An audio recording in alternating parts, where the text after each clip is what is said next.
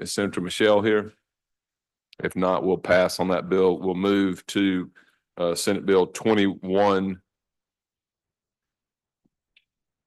I see Senator Michelle walking in, but anyway, I'll take 2146 right now, which is our annual transfer bill. This brings forward all the code sections that we'll need to craft the budget this year, including 2% set aside, the rainy day fund, a working cash stabilization fund, also the general fund, capital expense fund, and the budget contingency fund. Happy to yield for questions if there are any.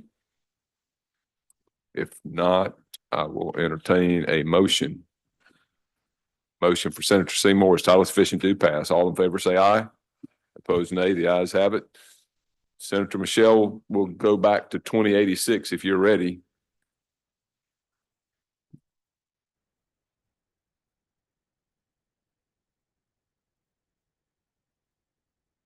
Yeah. Just ago, handling the real estate commission budget, we realized they had accumulated quite a large cash balance and continued to charge their licensees the same fees. So we amended the legislation to reduce the application fee. The real estate commission has taken it upon themselves to do a couple of other nice things for their licensees. They require fingerprints every 2 years when you're renewing your license. They were covering the cost of that. And they also are providing quite a bit of free continuing education for the licensees throughout the state of Mississippi. So we had a repealer in this legislation just to make sure the reduction in that fee was not going to affect the agency in a negative manner, and it has not at all. And they got the message that we wanted some extra benefits for the licensees instead of a cash balance continuing to accumulate. So, Mr. Chairman, I move, the gist of the legislation is to remove the repealer. So I'll be glad to make a motion at the appropriate time. Yes, sir. Thank you, Senator Michelle. Are there questions for Senator Michelle? Seeing none, Senator, you're recognized. Motion is title sufficient to pass Senate Bill 2086. Motion is title sufficient to pass. All in favor say aye. Opposed nay. The ayes have it. The bill will be reported. Next is Senate Bill 2543. I'll call on Senator Polk to explain the bill. Thank you, Mr. President. If y'all, Mr. Chairman, if y'all will remember last year, we passed a bill that would allow any funds left over in ARPA from agencies to go back to MDOT for repair and maintenance. This bill is the same bill, but one new section, and that is if at any time the state fiscal officer determines that funds are deobligated after October 5th, 2024, the state fiscal officer, in conjunction with the state treasurer, shall transfer the deobligated funds to ARPA MDOT Maintenance Project Fund.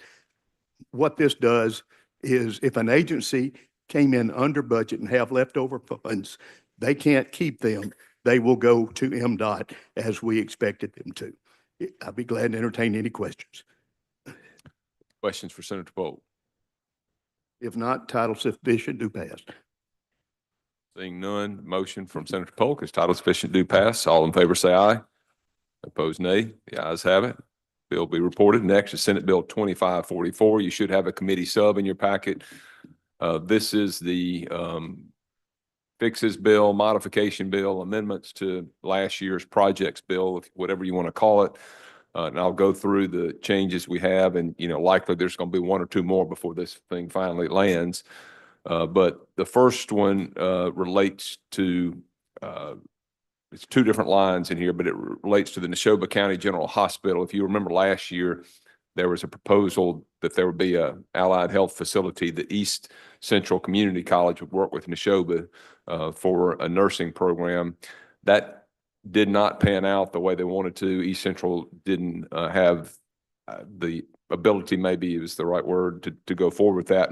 MUW has stepped in and agreed to do this program, and I think also increases, obviously you can get bachelor's degrees with nursing at the W. And so now the proposal is to transfer those funds, still allow them to be used for the Neshoba County General Hospital, but this would be with the hospital in conjunction of MUW instead of East Central Community College. I did ask the question, make sure East Central was on board with this, and I was told that they were.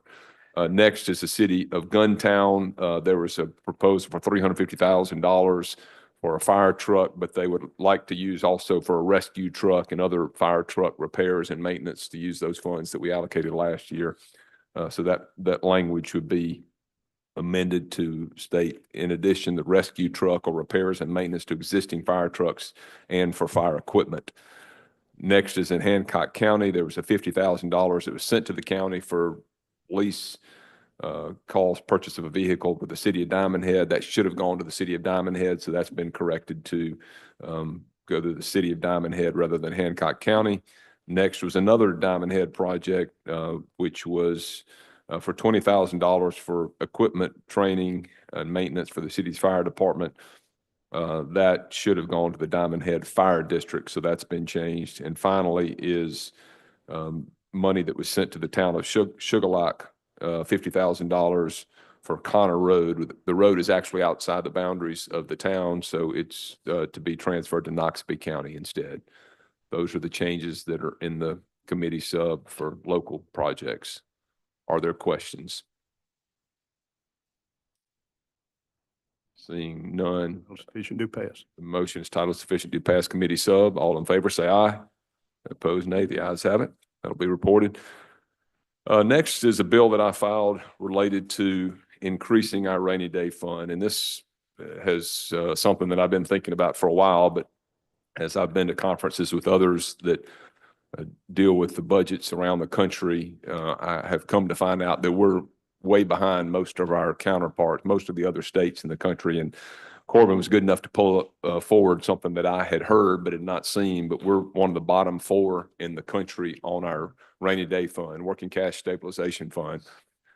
If you look at, and I'll be happy to get this diagram to any of you, but if you look at it, the states that are low are us, Tennessee, Illinois, and Rhode Island. The other states, most of them have between either 10 and 15%. Many states have above 25% of their budgeted funds in a rainy day fund. We're way behind that, way behind that. So this proposal that you have in front of you is to move our rainy day budget amount to 15%, up from 10% where we are now. So roughly, this is going to take it from about, just round numbers, about $700,000 on the budgeted funds that we have to a little over $1 billion. And I still think, I'm not sure we're going to be, I think we'll catch up and get closer to a lot of our other states. But, I feel like we're way behind. I think it helps our bond rating when we look at reserve funds. And certainly if we have to get back into bonds, it'd be good to have those cushion. And frankly, I don't think we're going to have double-digit revenue growth like we had for 2 years there. So if we ever get back into lean times, we would have something that we could tap into if necessary. Don't forget, we had to tap into our rainy day fund in 2020. We used 10% of our rainy day fund that year to set the budget. So it's not out of the ordinary. I think it's good, a good conservative, forward-thinking measure to move our rainy day fund up from 10 to 15%. And I will yield for questions. Senator Williams. Thank you, Mr. Chairman. Am I understanding right that if we go from 10 to 15%, 700 million to a little over $1 billion, so that 300 to 400 million, would that come out of general fund proceeds this year? Is that the objective? I would probably lean toward either CapEx funds or what's Okay. left of what we think is going to be left over from general funds. Of course, the split would be done in October. Yes, sir. But I would probably lean towards CapEx funds. Would that put us more in the median of the other states and kind of where they sit? This chart just shows the states that are 10% or under, which includes us. Yes, sir. And there are Okay. 4 of those. There are only 6 states that are from 10 to 15%. And then you have roughly, I'm guessing here, about 10 or 12 states that are 15 to 25%. And you got a bunch that are 25% or more in their rainy day fund. That's a good So start. we're still going to be behind, but I think this is a step in the right direction. I don't know that we could bite off enough to go up to 20% or something at this point. I agree with you. And Mr. Chairman. It's a good move. I do think there are some other, in hearing some other things where we may need a safety net, some of the requests that are made and some of the ideas that are out there. Certainly, as you talk about things in tax policy, not knowing what the future is going to hold, not knowing what the federal government's going to do on some of the funds they have, I think our safety net needs to be bigger and stronger than what it is right now. Completely agree. Thank you, Mr. Chairman. Thank you, Senator. Senator Wiggins. Thank you, Mr. Chairman. So how does this, and I apologize if I got confused. How does this relate to the 2% set aside? Not at all. Okay. Two different things. The 2% set aside is just what we budget every year. We only budget 98% of the funds that we think are available for budgeting. And this is 10%, taking 10% of the general fund to 15%. Yeah, going up 15%, correct. And when was that 10?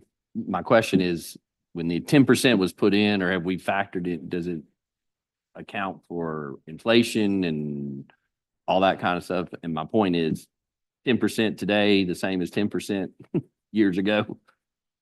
You know, I guess it ought to be somewhat relative, but if it's construction related projects or some other things, healthcare costs, things that have gone up more than that, it's probably not a ton, but that's just a guess. Okay. And okay. Thank you. Thank you. Senator Parker.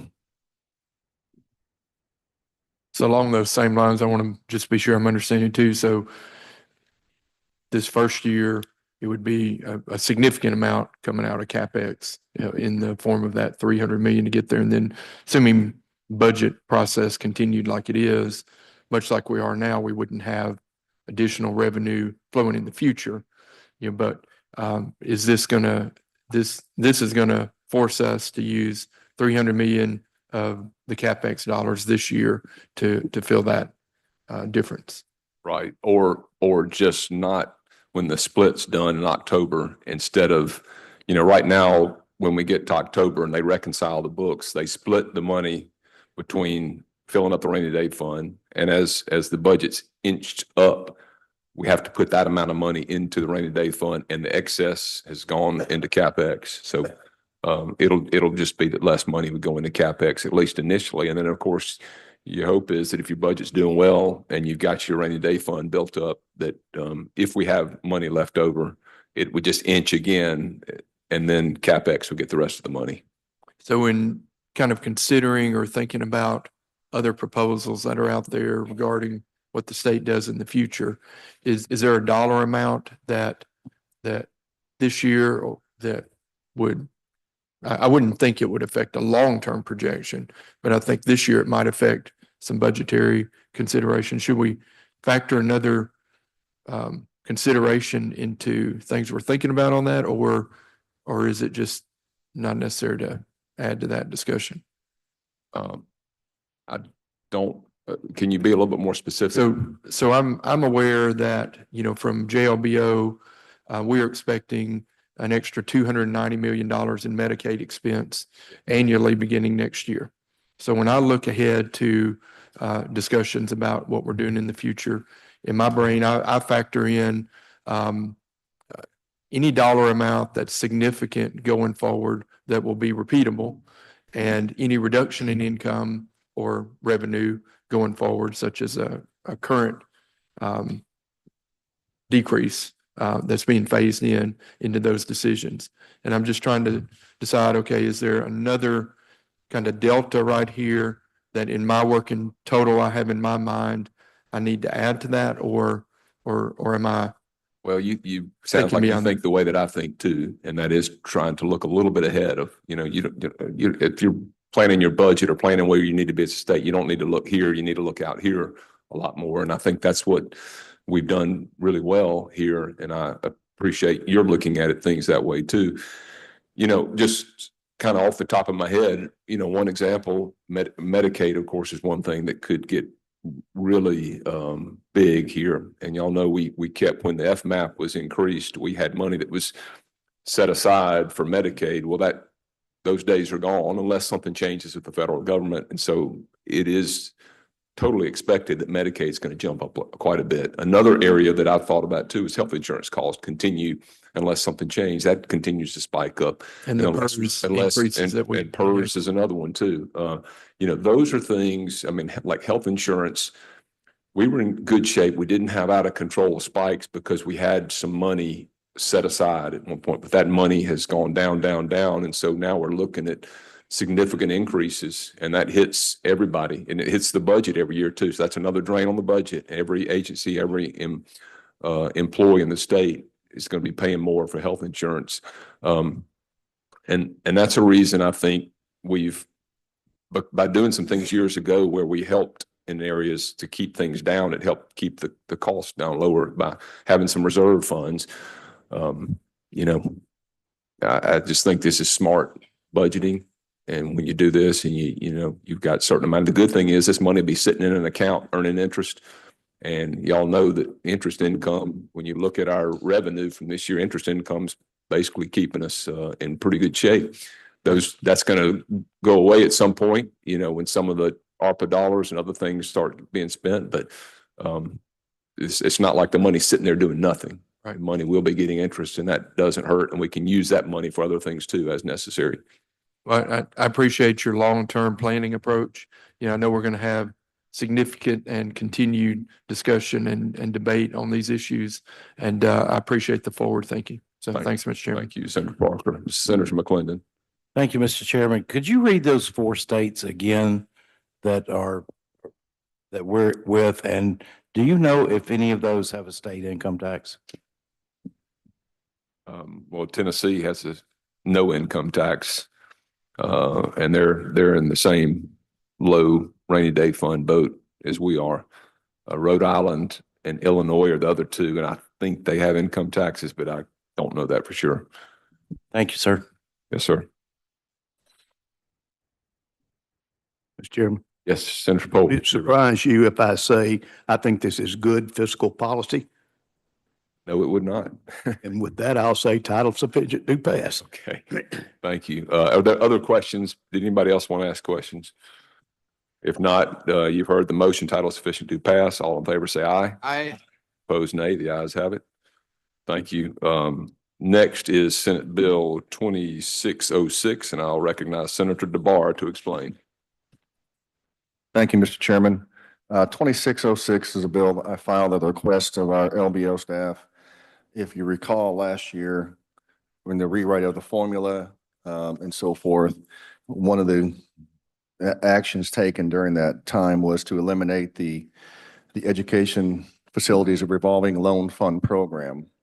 However, since loans have been made during the operation or the existence of the program, because of the elimination of it, districts have not had a way to repay their loans. And so what this does is just corrects and establishes a fund for that to happen. And so going through the bill, this authorizes DFA to receive repayments created that have been outstanding, deposit the repayments into the EEF fund. If a district falls behind and is in arrearage on the loan repayments, a DFA shall notify the Department of Education. The Department of Education will then have the authority and ability to withhold student funding formula money in the amount equal to the amount of the loan that's due. And like I said, it does transfer all the money to the EEF fund, the repayment of it, and it becomes effective July 1st. So that's all it does. It creates a way for the money to be repaid back to the state. So that's an explanation of the bill, Mr. Chairman. I'll yield for any questions. Thank you, Senator DeBar. Are there questions? If there are none, title sufficient do pass. Motion is title sufficient to pass. All in favor, say aye. Opposed, nay. The ayes have it. Thank you, Senator DeBar. Next is Senate Bill 2840, and this is actually, you got a committee sub in your packet too, and these are probably because we've gotten some changes recently, I would imagine, which is, again, this is another one where before the plane lands, I'm sure there'll be some other changes to it. These are in various funds. I'll go through them one by one. First of all, moving Mississippi State University Veterinary School Fund from DFA to MSU itself. The funds will be maintained by the state treasurer, separate from the general fund. The next amendment is just amending the fund number for the 2022 Emergency Road and Bridge Fund. Next is bringing forward 29-9-9 for amendment. And this deals with pertaining to the removal of vehicle equipment, office furniture, or office fixture that's no longer needed by a state agency or institution. These can be sold, traded, or donated by obtaining written approval from the governor's office. Next is the funds that have been allocated for the Reed Green Coliseum in southern Mississippi. There were some excess funds left over, and USM would like to use those funds for repair and renovation on their campus in Hattiesburg. So that would be from the Capital Improvements Fund for IHL. Next is the $13 million that we allocated of capital expense fund for the Secretary of State Land Improvement, and the $3 million that we allocated for the LoSAP program. That's the length of service program for the volunteer firefighters. They didn't initiate the transfers of those two in time, so it's reallocating or reauthorizing those transfers of capital expense funds. And the next one, really the final one, is moving. They want to move the Office of Physician Workforce from UMMC to the Department of Health. And so it's transferring the funds over from UMMC to the Department of Health. And this does, when it's passed, will take effect upon passage, so they can move on those.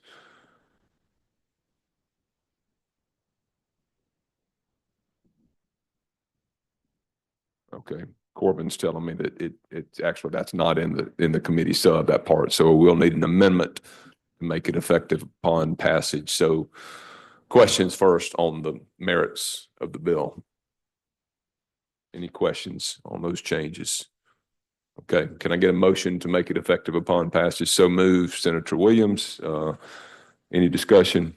All in favor, say aye. Opposed, nay. The ayes have it. Now, final passage. Any more questions or comments? Motion, title sufficient, do pass. Committee sub. All in favor, say aye. Opposed, nay. The ayes have it. That'll be reported. And finally, Senate Bill 2843, State Treasury Efficiency Act. I'll recognize Senator Polk to explain. Thank you, Mr. Chairman. The State Treasury Efficiency and Transparency Act was passed by the Senate last year. Unfortunately, it died in the House. This is one that basically puts agency accounts together in a pool to where we can get more interest. As you all know, the bigger your deposit, the more money someone will pay, more interest someone will pay. This is what this bill does. We're going to try it again. If there are any questions, I'll be glad to answer them. Are there questions? Senator Williams, can you hold 1 second for that question?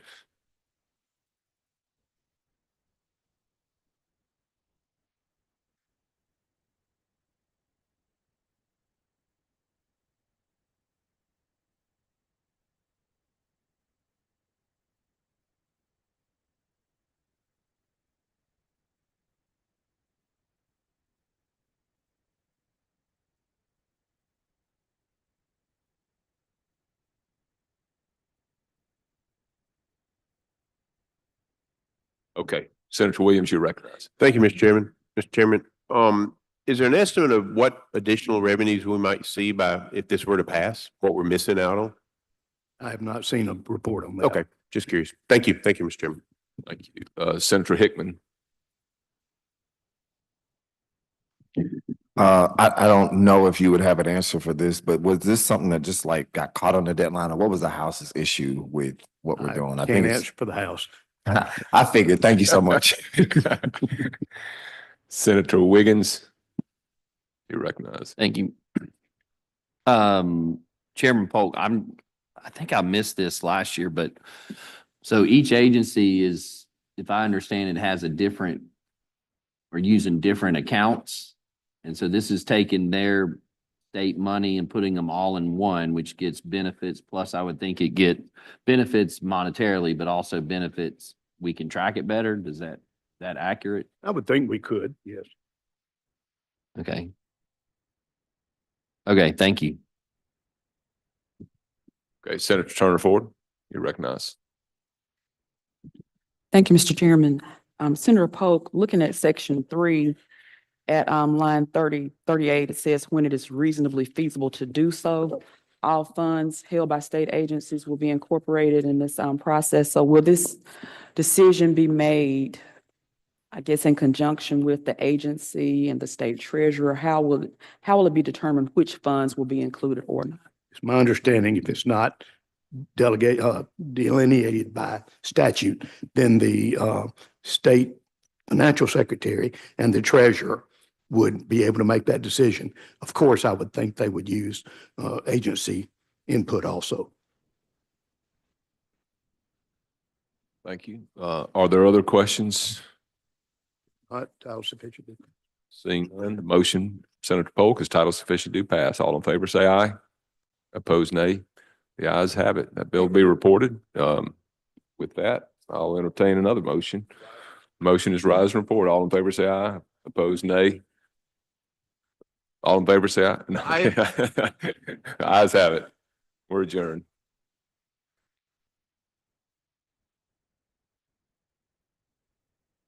I got this from CPS, just going to pour on one bill. Alex Gibbert. Maybe the stuff, I guess I'll